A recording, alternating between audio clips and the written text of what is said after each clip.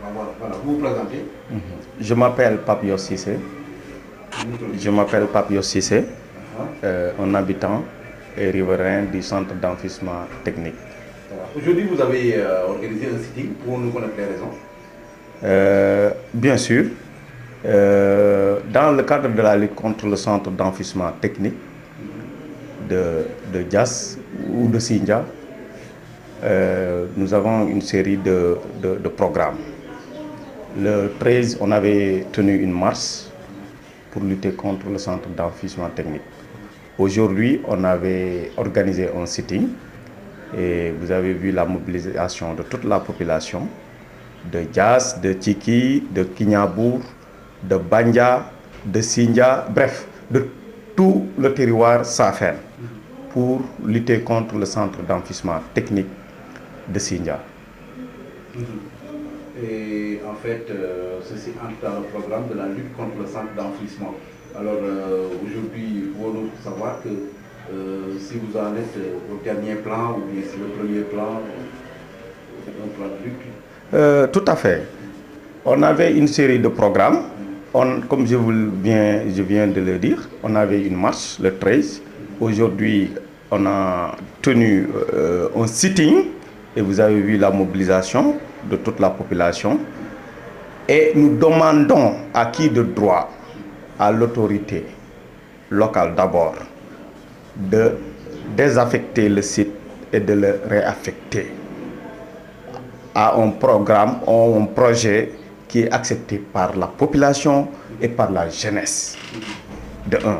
De deux, nous demandons à l'autorité administrative de faire arrêter les travaux sur le site. Nous voulons que les travaux arrêtent. Parce qu'on nous appelle au dialogue alors qu'ils continuent de travailler. Nous, la population, nous, la jeunesse, nous ne pouvons plus continuer à dialoguer alors qu'ils n'arrêtent pas leurs travaux.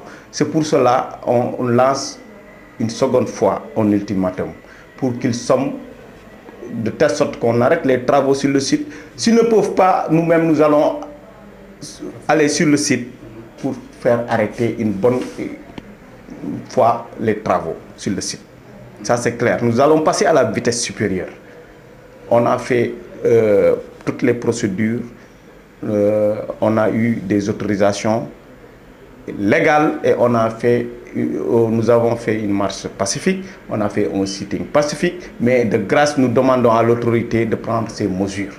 S'ils ne les prennent pas, on est obligé de les prendre à leur place. Est-ce que vous avez contacté les autorités étatiques? Tout à fait. Par exemple, dans le cadre de la marche, ça a été autorisé par le sous-préfet de Sindia.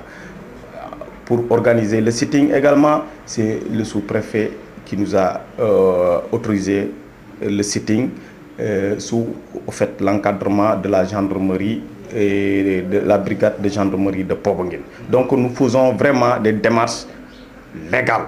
Mais aujourd'hui, on nous pousse à bout. C'est-à-dire on continue de nous amener au dialogue alors qu'ils n'arrêtent pas les travaux. Nous, ça ne peut plus continuer. S'ils ne les arrêtent pas, on lance un appel solennel. La jeunesse est prête. On les a fait attendre.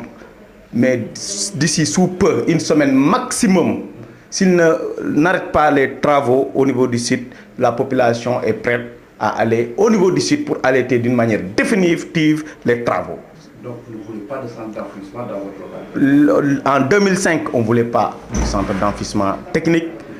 Aujourd'hui, nous ne voulons pas de ce centre d'enfouissement technique et demain, nous ne voudrions pas de ce centre d'enfouissement technique. Et à la place et à lieu, nous proposons un centre d'entrepreneuriat technique. Et nous ne voulons pas de ce centre à cause des violations. Des violations ont été faites sur toute la ligne. Donc c'est pourquoi nous ne voulons pas de ce centre. Les violations, vous citez ces violations? Les violations de nature administrative. De nature administrative. Il y a des violations. Par exemple, la libre administration et l'autonomie de gestion n'a pas été respectée. Avant de faire un centre, il faut parler à la population. Il faut les introser, il faut sensibiliser la parler. S'il veut du centre, tu l'installes. S'il n'en veut pas, tu le dégages. C'est dans ce cadre, nous sommes dans ce dernier cas. La population ne veut pas de ce centre. De grâce qu'il élimine ce centre et nous amène un centre d'enfouissement technique, un centre d'enfouissement technique, autant d'entrepreneuriat technique, autant pour moi. Et c'est l'occasion ici de remercier le président de la République, parce que peut-être il a entendu notre appel, notre marche du 13, le 13 mars passé. Le 16 mars, il a sorti un décret pour enlever le centre au niveau de l'entente Dakar, qui était le promoteur principal du centre d'enfouissement technique. Aujourd'hui, nous ne voulons pas de ce centre. Je veux que vraiment, comme il a aussi bien commencé, de faire annuler ce projet, en tout cas au niveau du site de Diass, parce que l'un de ses plus grands projets se trouve heureusement à Diass. Il s'agit de l'aéroport international Blaise Diagne de Diass. Tout le monde le connaît. Ça ne peut pas cohabiter avec un centre d'enfouissement à cause de plusieurs raisons que je peux citer ici.